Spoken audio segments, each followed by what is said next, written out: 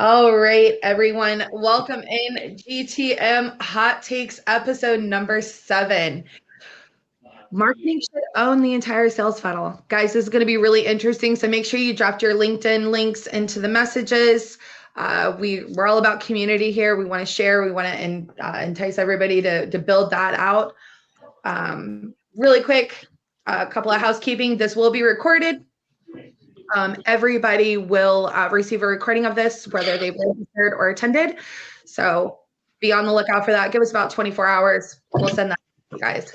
But listen, let's jump right in. I am joined today by an incredible panel, guys. You might recognize two of these gentlemen from our community. We have Mike Hubberly and Nick joining us from Rev Genius community. We also have Francis Barrow and Miss Barrett Hoffman. These are all CEOs and co-founders of their companies. And with that, I'm going to turn it over to them to do their introductions. Hope you all enjoy, and let me know if you guys have any questions. Awesome. I can kick it off here, since I'll be kind of moderating today. So I'm Barrett Hoffman, really excited to be here, CEO and co-founder of a company called Coral. We actually just launched earlier this week, which is exciting, and we automate for customer-facing teams. We help kind of automate how you're communicating product value to your customers. So we'll plug into data sources like your Jira, Salesforce, et cetera, and generate things like presentation slides, talk tracks for QBRs, roadmap reviews, renewal conversations, et cetera. And I will hand it over to Mike to introduce himself. Amazing. Thanks, Barrett. Mike Hubberly, founder, CEO of Bottle Rocket Growth. We're a go-to-market agency here in Chicago, building out early motions and teams for founding teams. Passing it to Nick. Definitely, yeah. Thanks for that intro. I'm Nick. I'm a community lead over at Rev Genius. I've been doing that for almost 2 years now, and then I'm also a co-founder over at GTM Intel.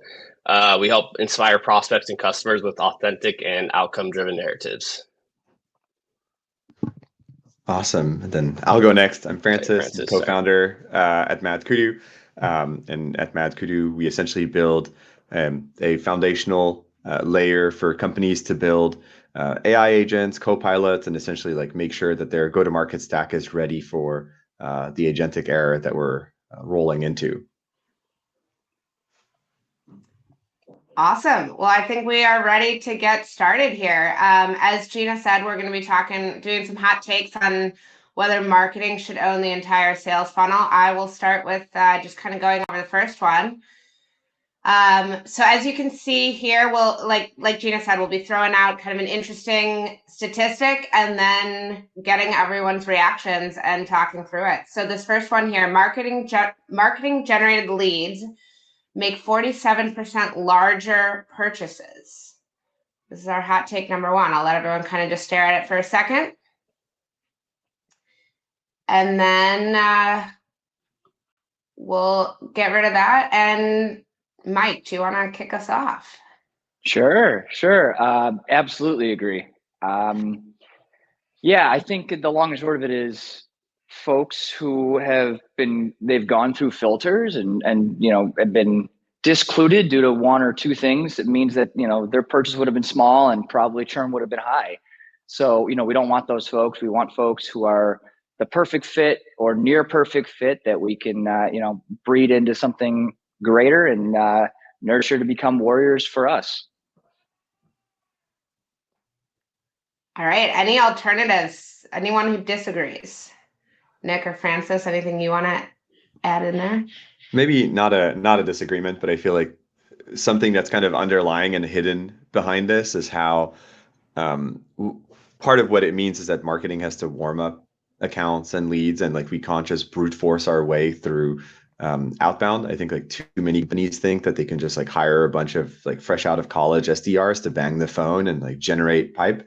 The problem with that is like you're kind of forcing the timeline, you're forcing the whole deal on the customer, and that's kind of what ends up leading and like not full consensus within the company. So it's like harder to close at the right deal size, then can lead to churn and things like that. I think like one of the big underlying element here is that for outbound to work, like marketing needs to either through brand or like however, like they need to warm up those leads.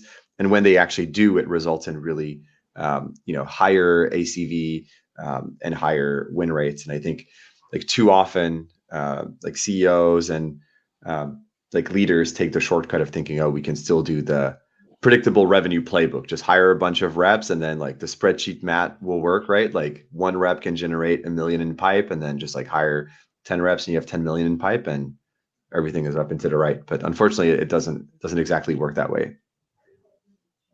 Yeah, I'd say I kind of agree with that too. I think marketing, they should architect the buyer journey, and they should also be held accountable for revenue. I think, but it's still important to have alignment across the full GTM org. I think at the end of the day, like sales, it plays a key role in building trust, navigating the complexity, and closing. And I think that's especially, apparent in enterprise deals. I think another big point too is like, GTM alignment is the biggest point of it. And like the other backside of it is that there's always a culture challenge. So you want to make sure that it's not a turf war. It's not a marketing first sales. It's really a team sport at the end of the day.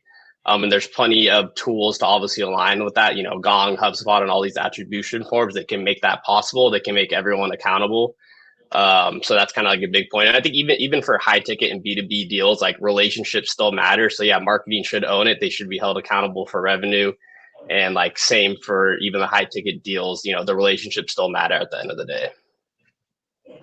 Yeah, one thing I think actually that came to mind as you all were talking is I do wonder if there's kind of a key difference depending on how important qualification is to your process. So definitely, if kind of the marketing message that you're putting out there, the kind of core value prop, I think Francis, you were speaking to the fact that there's something about a marketing generated lead where it's like that's what's drawing them in, as opposed to, hey, we pinged you and we're kind of forcing you through this process. But I do wonder if, for businesses where there's something, whether it's based on their stage or something about the qualification process that they go through if it was a sales generated lead, if that's a really critical part of actually getting the right customers in, does the answer change a little bit? I again, just trying to think a little bit more about, there's maybe not a one size fits all. Marketing generated leads certainly can maybe flow through the entire sales process very easily without further qualification. But when you need to really be, almost like proactively weeding people out, does the answer change? Yeah, and I think maybe the other part that's interesting about the statistic is it's like this almost feels like philosophy where you're like questioning like the comment all the way to the root, is that I think there's an element of attribution, right? When we say marketing generated leads, I think that's always a tricky one of like, if someone from the account downloaded a white paper 2 years ago, like, do you consider then that like any lead that's coming from that account is kind of like marketing generated? So I do think there's something interesting about that part, because in the enterprise, I've seen sales generated leads generate like higher deal value. So I think there's also like, depending on the market you're going after and things like that, there's a slightly different approach to what we call marketing generated leads, right? The idea of like someone downloading a white paper or requesting a demo or even a free trial doesn't necessarily apply if you're going after large enterprises. But it absolutely makes sense. And like when you're selling to mid-market SMB, and I think in the enterprise, it's just a very different kind of marketing generated lead race, like trade show events, like field events where like someone shows up and then you nurture them over time. So I think as you were saying, right, like orchestrating the overall journey and understanding like what's the right journey based on the deal size is something that like marketing is best suited to think about, because reps just want to get to the next like stage of pipeline, whereas marketing can think about the more holistic view of the journey. Yeah, that last piece is absolutely crucial. That holistic view is what marketers are great at, and leaving that in the hands, I think, of just one team, and that one being the sales team, is probably not the smartest idea. That alignment's absolutely crucial, and thinking holistically, thinking long term, not thinking small picture, is clearly, we've seen the results of that, and it's pretty much unmatched. So yeah, well said, Francis. Yeah, agreed with that, definitely. All right. Any last thoughts before we move on to our second hot take here? Any Any final words from, or any questions actually from the audience as well?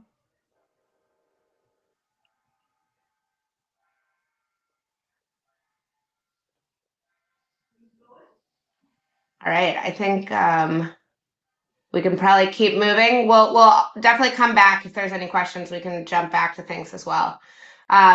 So awesome. Let's take our next hot take here. Excuse me. Marketing generated leads have a 9x higher conversion rate. I'll go ahead and read this little piece as well. Leads generated through marketing efforts are 9 times more likely to convert, emphasizing the effectiveness of marketing in driving high quality leads through the sales funnel.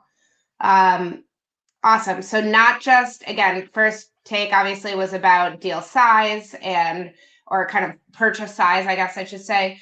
And now we're looking at conversion also being a lot higher. So thoughts on this hot take? I think it depends. Yeah, I think right? or sorry, what were you saying, Mike? I'm just going to throw in my 2 cents and say it totally depends. But I want to hear yours, Nick. Yeah, no, I was actually going to kind of agree with that. I think, at least in my experience, in terms of like enterprise level motions, I've seen always sales bring in kind of the biggest deals. I think when it comes more into like maybe smaller SMB mid-market deals, that could be true on the marketing side. But in my personal opinion, from my own experience, I've always noticed that it's really the enterprise or the true strategic ones that, like, they act as their own marketing team. They're kind of doing everything from, reaching out, following up, bringing them to events, going out of their way to create this relationship, sending the entire company, they're sending the end user, they're sending the executives, all of these things in their outbounds from like start to finish. And those are really what brings in the biggest deals, especially like the $1 million+ deals. I've always noticed that it's really on sales that brings that in. Yeah, completely. I think that was to Francis's point earlier too. I mean, the enterprise is a whole different beast, and if you're playing a true like ABM approach style enterprise life cycle, A to Z, then absolutely. A little bit different for mid market and SMB, but enterprise surely. Great points, Nick. I think this is one again where there's something like hidden behind the statistic, which is I assume we're saying like you take like similar quality of lead. If it's like sales generated or marketing generated, is it going to convert at a higher rate? Feels pretty obvious that if it is marketing generated, converts at a higher rate, because like there's an element of proactiveness from the customer to actually like come interact with you and show that they have intent or like some kind of interest with what you have to sell. And I think like very often that's one of the reason behind this. It's like I'm a math nerd, so it's like you always like think in statistics about like what is actually cause and what is correlation, right? Like there is correlation between being a marketing lead and having a higher conversion rate, but being a marketing lead doesn't cause you to have a higher conversion rate. It's just that there's like something else that's causing it that then correlates with you being a marketing lead. And I think I've seen at least like a lot of companies, like a lot of marketing teams, then make that mistake. And this maybe we'll touch on this a little bit, but with compensation, especially when you have teams that are compensated on MQLs and like they have this statistic in mind that, but like marketing generated leads convert at a higher rate, like higher ACV. So we're going to comp our marketing team to generate more of those. And this is when then you go down the rabbit hole of like syndicated content and those kind of things, which syndicated content is the absolute opposite of the statistic we saw. It just never converts. It's like really high quality, but it just never works. But the thing is then you're kind of creating this incentive for marketing to try and generate more of these marketing leads with the hope that they'll convert at the same rate as the organic leads that are coming to your website, engaging with your content. Just doesn't work that way, because like the cause to the like high conversion rate is the level of interest of the prospect. It's not something that you can force. And this goes back to like syndicated content. To me is the exact same as like having reps push someone into booking a meeting with a $50 gift card. It's not going to yield like high conversion rates. So I think that there's an element behind that I think is important to bear in mind, that it's like how we get to generating a marketing lead is the hard part of marketing. And then if you do it well, that leads to the high conversion rates. Yeah, and I wonder if along that point, there's kind of what are some of the underlying causes, Francis, as you're saying. One might be actually kind of proactivity from the lead itself. I think there's also a question of, depending on how clean and thoughtful and how you're defining actually the attribution to marketing. I wonder if there's also like a time and funnel aspect, right? Are the marketing generated leads folks who have been there longer, they've had more touch points, they've had longer time to familiarize themselves, because maybe that first touch point was, something that was, kind of marketing generated asset, but there's been a lot of touch points along the way. There's, I think there's another element to not just intent as they're coming in, but also how long have they been aware of and nurtured by the company that might be kind of hidden underneath as well. Yeah, actually, I think. Go ahead, Nick. Go ahead. Oh yeah, I agree with that. I was gonna say too, like the idea that like one channel is better, whether it's marketing or anyone, like it's all about orchestrating the channels into a cohesive GTM motion. And like if you're saying that marketing leads are 47% better in isolation, then we're really ignoring like the full complexity of B2B decision making. Like that stat might reflect like marketing specifically getting the credit, but that's really never the full story of how like a deal gets done.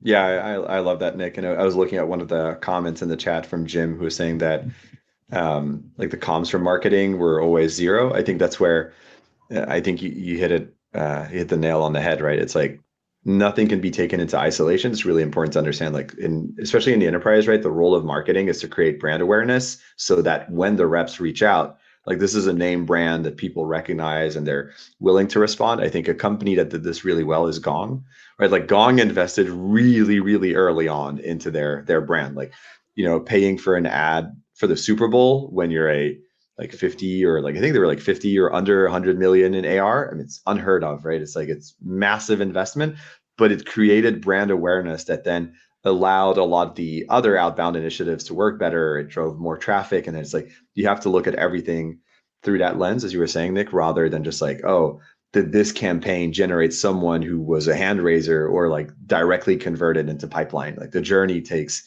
more than one touches. Yeah, it's a journey after all. Yeah. Oh, sorry. Go ahead. What was that, Mike? No, I said it's a journey after all, right? Yeah. Everything's playing into each other. Definitely. And Francis, it's interesting you brought up Gong, because I think they're actually one of the most interesting examples around, what type of content they put out there early. I think, I forget where I read this. It was quite a while ago, so I'm going to get the exact details wrong on this, but obviously there were a lot of competitors in that space, and I actually think Gong was not even the kind of first entrant. But one of the things I read that really accelerated their growth was just the quality and kind of usefulness of content they were putting out on their site, and that became actually really kind of source of truth for a lot of RevOps folks and different sales leaders to come and say, hey, this is super useful. And so again, you think about like the length of that journey, and it's not just about it's not just about like, was it a marketing or sales generated lead, but it's kind of what have we done by the time they're coming into the funnel? What have we done to establish brand awareness, to establish credibility, to establish usefulness? I think the companies that can do that really well, obviously then are able to convert and convert at a higher level than those that can't. 100%. All right. There's a good question from Nicholas in the chat that, the thing is, how do you create that brand awareness nowadays? Any thoughts on that from folks? That's a great question. Omni-channel approach, build your earliest customers into your biggest referrers, handhold everybody and everything. Internal teams should be shouting at the rooftops. Take out billboards, Anthony says. That is interesting. I mean, there is, there's a whole thing about air cover, right? I believe Francis was just talking about the air cover approach.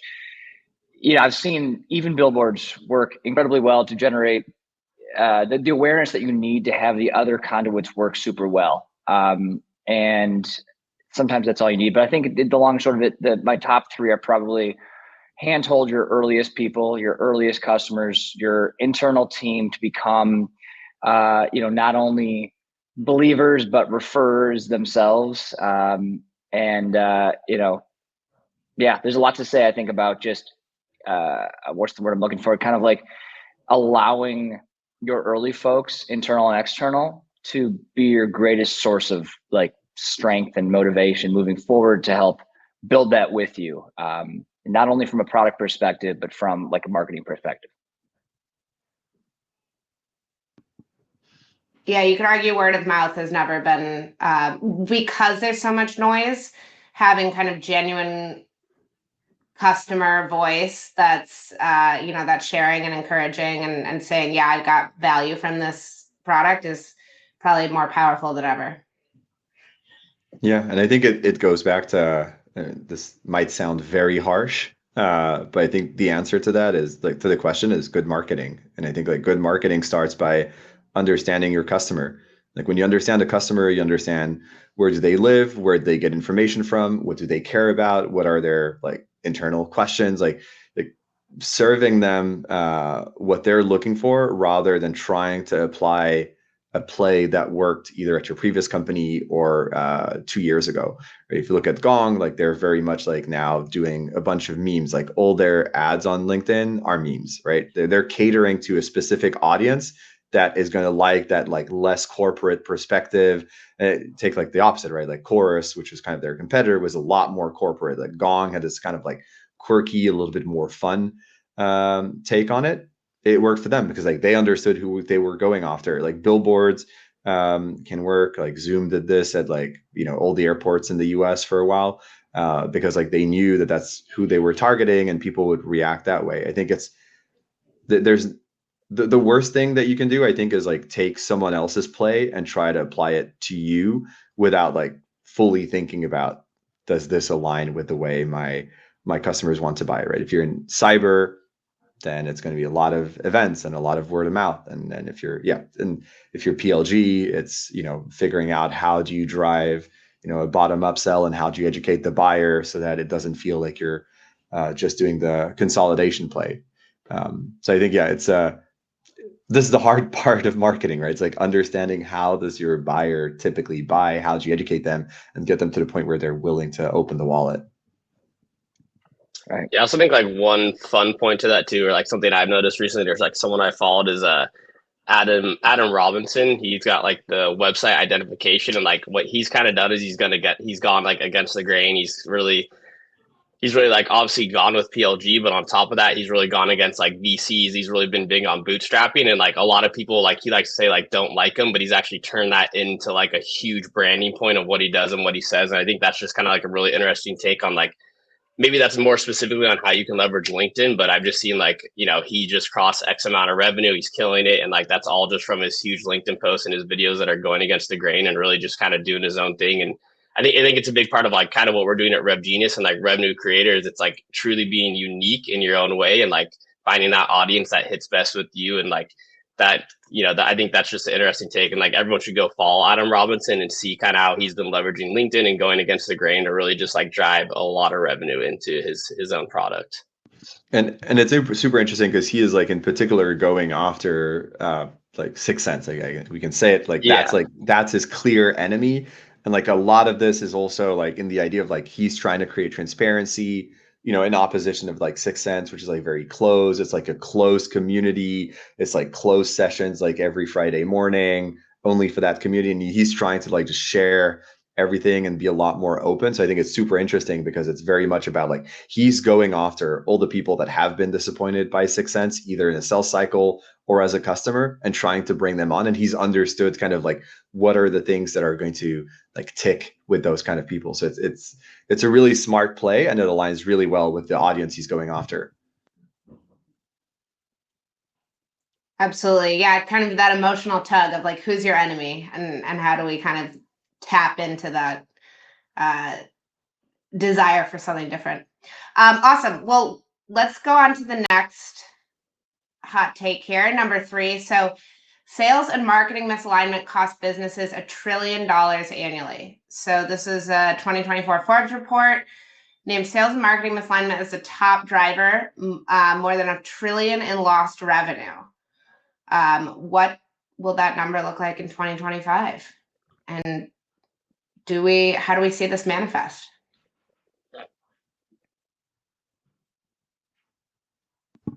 I can start on that one, and I'll use Joy T's question about PLG product generated leads as a way to answer this. This is like something that I see with we work with a lot of like the Figmas, Lucid, Miro, Canva of the world.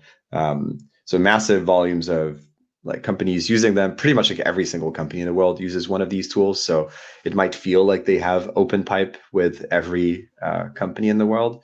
I think that the challenge there is when like, you kind of have these like set handoff moments where like, oh, okay, like we generated a product lead that is qualified, or like a marketing lead that is qualified. Our job as marketers is done. And now if this doesn't close, it's like entirely sales' fault. Like that is something that leads to a lot of wasted time and energy from the reps, because they're potentially going after like just a little like sliver of interest within an account, thinking that they can go close, when there's actually a need to keep on nurturing the account and like push them all the way, like do multi-threading, get more people involved in decision, and get them to the point where they can actually close. And I think that leads to one, a lot of extra costs, because you hire a bunch of people to follow up on these leads, even though they're not necessarily ready. You talk to a bunch of people that have no authority. So that's like, yeah, that's a huge cost for organizations, and like enablement, and like, like more licenses for Salesforce, all that kind of good stuff. And at the same time, you're potentially like, burning some accounts by trying to go too quickly up into them. So I think that's, I think it'll be interesting. I think it's going to go down in 2025, because I think like CFOs are running the show today. So I think there's going to be so much more scrutiny on every motion, that a lot of these experiments that we were kind of like throwing at the wall are not going to happen in 2025. Yeah, I'd say I completely agree with you on that, Francis. I think like one thing I've noticed too, at least like in the space of that too, is like a lot of times, marketing will say something is a big league too. So like, yeah, maybe like a 5,000 or 10,000 person company, and they give it to like one of their top sellers, and it ends up only being like a $5,000 deal. So like a big piece of that too is like there's a lack of incentives too when that happens on marketing, and that's like an additional misalignment on it. And then you're also wasting a lot of resources of your strategic sellers, and that kind of like that can affect like every other lead as you go, and like vice versa too. I've seen it where SMB reps can get a deal that may be with a smaller company, but it's actually $1 million size, deal. But because marketing kind of owned that side of the funnel, it was sent to the wrong rep. And like ideally, like, I always believe it should be in like total deal size. Like, I used to work in mobile, where a lot of the times, like, you could have a 5,000 person like medical company, but the mobile app they use only has 100 users, and you're charging off like users or total volume sent. So like a good instance is like you can have a 3, or you can even have a 1-person founder like that has a mobile app, but they have like 5 million users compared to that 5,000 medical employee company that has, like 100 users. So like there's a big misalignment on that, and the resources kind of get spent everywhere and elsewhere, and it just kind of like leads to a bigger burnout. And like that itself is, that small deal should have gone to that small rep, and then that $1 million, $2 million deal like should have gone to that big rep. So it can just cause like a lot of alignment on it. All right, Mike, anything you want to add on this one, or no? Okay. No, these guys have great takes on this. I'm just sitting back enjoying. All right, I'll throw something out there, not to disagree with the cost of marketing and sales alignment. I think that is a huge cost, but I'll maybe just on the piece of alignment, I think there's another source or type of misalignment that can be very costly, and I personally think probably doesn't get talked about quite enough, which is kind of misalignment between product and sales, or kind of the builders and sellers. And this is something actually that is a core thesis to what we're doing at my company. So something I've given a lot of thought to, and actually done a lot of research and talked with a lot of folks about. But I think it's this challenge of, and this I would say manifests more at kind of mid-size and larger companies, where you start to have a enough complexity in what the product offers and kind of different product lines and things like that, where there's a lot of things lost in translation of what is our platform or solution actually able to do, and how do we align that to what each prospect or customer actually cares about and is trying to solve for. My co-founder and I actually worked together at Google for a while. We were at Google Enterprise Maps, and funny enough, there was someone who came, said, I really, really need this feature that's so important to this prospect. Like, can we build it? And my co-founder was leading engineering, said, no, because we built it 6 months ago. Right. And it was like, we have it, but there's just not this awareness of like, okay, how do I take this thing that my prospect or customer is asking for and really understand how they can do that thing in our product, or how what we're building in this other area really aligns to the goal or the priority that's most important to them. I think this is a really costly source of misalignment. So it's not necessarily to disagree with the cost of the marketing and sales one, but I think it's an additional one that probably I don't think we've really fully appreciated or quantified how costly it is. Yep. Yeah, that one's dear to my heart because I run product and revenue, but I think one of the big challenges there is when the product team doesn't get exposed to sales calls. And I don't mean just listening to Gong recordings. I mean like hopping on a call, being in front of a customer or a prospect who's like ready to buy, and they're saying, oh, like, wait, but like, why, like, I need to be able to do this. And like realizing either you don't have the right answer to do like the objection handling by talking about value rather than features, or like this is actually like a core problem and your product should solve it. I think like putting people in front of prospects is like the best way to create that kind of alignment. That there's no escaping, right? Like you're there, you're like the sales person is going to say, okay, like, what's your opinion on this? And you're like, I don't know. So I think that's like, it's, having like leaders that do this is like the starting point. And the last thing I have on the alignments, I think my biggest pet peeve with this is I think this is a CEO problem, because I think it comes, and there was a lot of comments on the chat about this, but all of this ties to compensation, right? If your variable comp is just number of MQLs, like what'd you care about like them converting into revenue? You don't, right? You're at the end of the day, you're paid on like, are you generating leads that pass this like arbitrary threshold that we consider an MQL? If you're an SDR and your goal is to book meetings, you're just going to book meetings and you don't care if people show or don't show. Like thinking about that customer journey and how we design compensation and incentives according to what our ideal journey is a critical component that is like very often overlooked by management. I would say CEOs and CFOs. And I think like and then it's easy to kind of blame it on, like sales and marketing are not working together. You're like, well, yes, because like you're giving them such different incentives that they have, like, they're not just going to work better together out of the goodness of their heart, working against the incentives that you created for them. Yeah, I think that was very well said. I think like one of my early on roles in tech as a BDR is one, I reported in the marketing, and then we worked with the strategic sales reps. And like one of the beautiful part of it is that my commission was actually, it wasn't on a meeting basis, or it was I got like an upfront for the meeting, but then I also got alignment. I got a percentage of the deal that closed, and like that created and fostered such a culture where I was actually helping the AE and kind of acting in certain ways where I was doing a lot of research even after I'd done the meeting, and it just created a lot more alignment. And because I reported into marketing, my end number actually mattered to that marketing leader too. So it just created like a lot more alignment, especially on like the strategic and enterprise side of it. Yep. That's why you're seeing a lot more SDRs funnel up to marketing these days. I mean, the long and short of it is it impacts their number potentially greater at the end of the day. Yeah. And hopefully too, I mean, I think there's a cultural element of this, right? Like, are we putting the right incentives in place? Are we organizationally set up to have this alignment? But I think there's also a role that tooling can play in this. And I'm hopeful that like in this kind of age of AI and hopefully we start to see like data pipelines be more connected, or these, I guess, data sources be more connected, right? We've been working with, I think just this explosion of functionally siloed apps that has only contributed to more misalignment. And I'm hopeful that the next evolution of the next evolution of tooling can really start to break down some of those silos instead. All right. Last hot take here. Marketing automation boosts qualified leads by 451%. So implementing marketing automation tools, especially those leveraging video content, can lead to a 451% increase in qualified leads, highlighting marketing's crucial role in scaling lead generation. Hot takes. There's a lot you can do. Yeah, go ahead, Mike.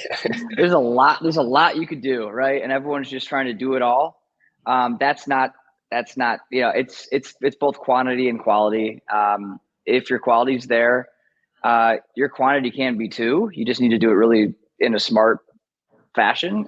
Don't spray and pray across, 25 mailboxes and 16 different LinkedIn accounts. And, for example, right, for the sake of math, and hope to get the quality you need and require to get true, repeatable, consistent pipeline that ends up in real repeatable revenue without the risk of churn. So yes, I would say overall, sure, whatever percent that was, 452 or whatever, is right. I mean, but gosh, I mean, it's possible. Let's say it's possible. I'd say it's probably rare for the majority of folks who are new to building out motions and new to this new age where you can't just spray and pray. It's not 2019 anymore. It's going to be tough, but certainly can be done given the right pieces and the right people. Yeah, I kind of agree with Mike on that. I think like it is can be done, and it goes back to like how much are you trying to automate? I think the issue is like more they're just trying to automate it at scale instead of like you still need that driver in the backseat. You still need someone that's like being more personalized and like reaching out to a lot of the people. And like what I've seen is like people are just automating just to automate it. They're not actually doing it the right way. And like it's a lack of like a point on the execution, which just makes it like extremely challenging. And to my point, like I think it is possible, but I just don't think a lot of orgs have the resources or the know-how or the right to do it. And like it's more automating, like back to the point of like they're just automating to spray and pray and not really using technology and using all this automation and AI to leverage it in the correct way. Like I think like one of the things my product does is like we work with a lot of partner resellers. We work with a lot of like partnerships teams, and like we can be a lot more personalized because we haul all that data. Like we don't just go after like all these cold prospects. We go after more in the partner reseller system because we have the data and we know who we're going after. So it makes it a little bit more possible, and it's not much of like an upkeep. And like,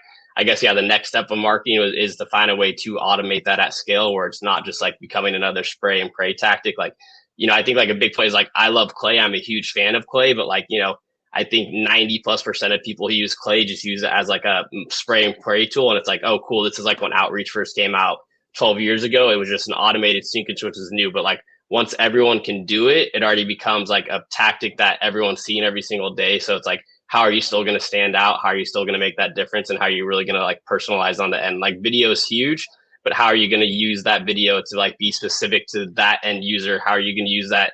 And it's it's at each company, especially the bigger their deal, you need to bring in like multiple stakeholders.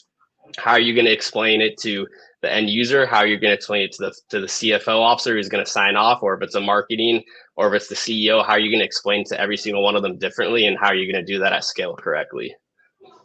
Yeah, I think there's an interesting thing. I mean, Nick, the point on personalization, it's funny because that in some ways that is kind of the theoretical promise that AI should deliver, right? It's that if you think about what is one of the things that AI is very, very good at, it's very quickly taking a ton of data and figuring out and processing that at a scale and capacity that is like well beyond human limits.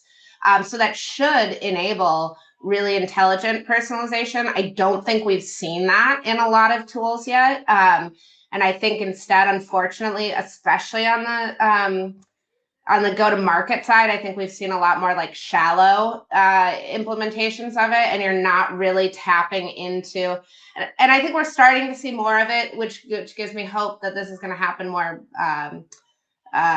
broadly, but you're starting to see, I think, some of that more intelligent application happening, more like engineering tooling, to be honest. And so would love to see that really start to translate in a more impactful way to go to market tools as well. But yeah, I mean, I think the personalization piece is, again, it's kind of the promised land that we're hoping to get to with AI, but I think in a lot of cases we haven't fully gotten there. And that is certainly when we talk about automation, I think what both Mike and Nick are saying here is it's automation done smartly and intelligently in a very targeted and personalized way.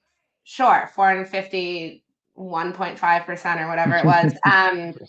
But but automation just to scale without thinking about doing that thoughtfully, it's probably going to actually have the opposite impact. Yeah, Francis, I want you to go in, but yeah, I love your comment right there on like the AI SDR. So yeah, I would love you to dive into that a little bit more because I completely agree. Yeah, I've seen a lot of companies invest in AI SDRs with the hope that just like feed it a little bit of like PMM and then just like let it go wild and it's going to book a ton of meetings. The thing that makes me hopeful with the AI wave right now is that there's a lot of this that operates as a forcing function to think about like what are we automating, why are we automating it. I think very aligned with what you were saying. So I just came back from an offsite with my CS team and we were working on how do we help them do multi-threading within an account, like how do they go up, how do they go laterally. And what was really interesting is, at first, like they have to say, oh, like just automate emails. They're like, yeah, but okay, like let's pick one person. So you're reaching out to the CIO of this company. What are you telling them? Oh, okay. And then they have to start thinking about like, what is the value prop for this kind of a person? I think the beauty of a lot of these AI tools is they force us to think in a more systemic way. So like trying to systematize the process. Okay, like, so what is the value prop for a CIO? What is the value for a CEO? And then you can break it down. What is a CIO at a high value volume company or a CIO at an enterprise? And you start thinking through all these different questions. I think that has a ton of value. And again, like it's kind of like the correlation causation. I think what tends to lead to great successes in automation is the forcing function it operates to have to think about what is the journey? What is it that we're trying to automate? Right? Because like I think the automation for spray and pray probably does have a little bit of an uptick because you're constantly like going over the entire market every single time. But like the thing that's going to generate high results is having to think through what is it that we're automating? What are the things that are working that we can automate? And I do think that has incredible uplift. Yeah, I think the last thing to add to that is timing. I just wrote it in the chat too. It's all about timing.